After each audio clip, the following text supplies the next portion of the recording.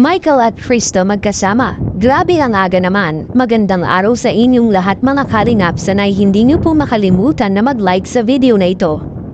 At paunawa tapusin muna ang kabuuhan ng video na ito mga kalingap at para malaman ang nilalaman nito.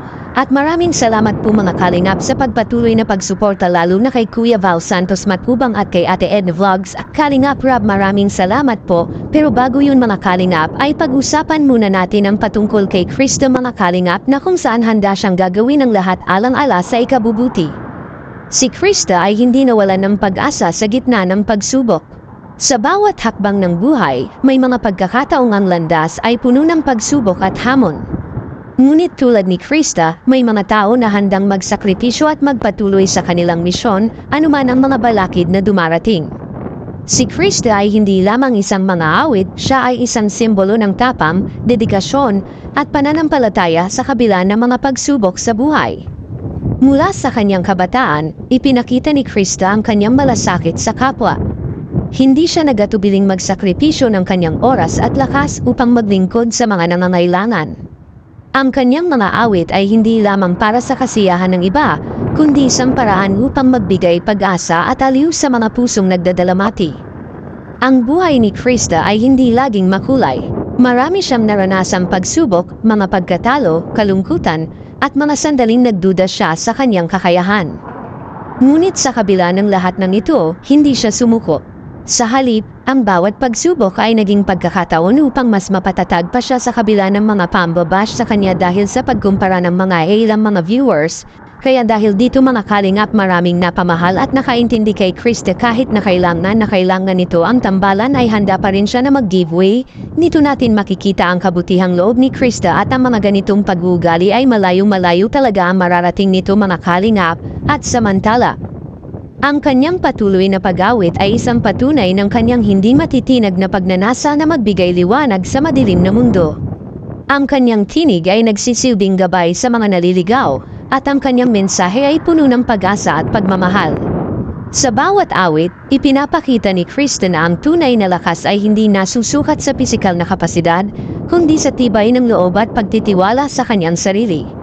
Si Krista ay isang buhay na halimbawa ng katatagan at pag-asa. Ipinapakita niya sa atin na sa kabila ng lahat ng pagsubok hindi siya nawalan ng pag-asa. Sa bawat hakbang ni Krista, natutunan natin na ang tunay na lakas ay nagmumula sa Diyos at ang tunay na tagumpay ay hindi nasusukat sa material na bagay kundi sa kakayahang magbigay at maglingkod sa kapwa.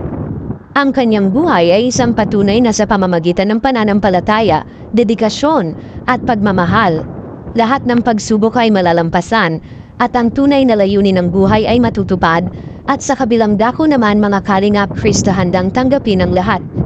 Yan ang ating makikita sa video. Salamat po. Salamat po.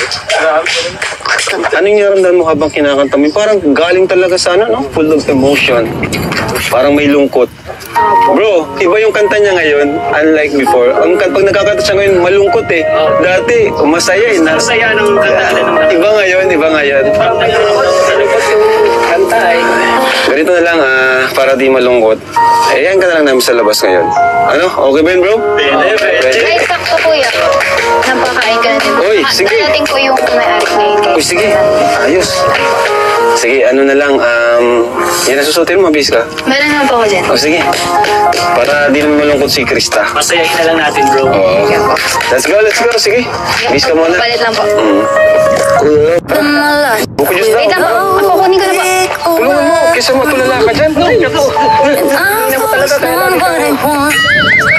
Grabe ka talaga. Kaya mo ba? Oo. Wait. Talaga ba?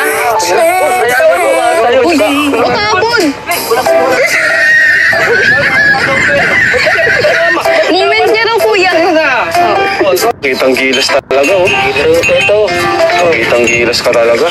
Ano makain mo? Wala, namusta kita. Kuha ka na, kuha ka na. Ha? Kuha ka na. Ako sa'yo. Oh my God. Oh my God. Bro, Rain, ano? Order na sunod. Order. 5 piso lang po ang isa. Ay, 5 piso? joke lang po. Si co-founder. Thank you. Ano ba? Sabi, ang sarap talaga ng buwan ng gusto. Siyempre po, dadating kasi kayo po. Lalo si Kera. Paborito po ni Kuya to eh. Talagang maasikaso si ano, si maasikaso to. Ay lang po.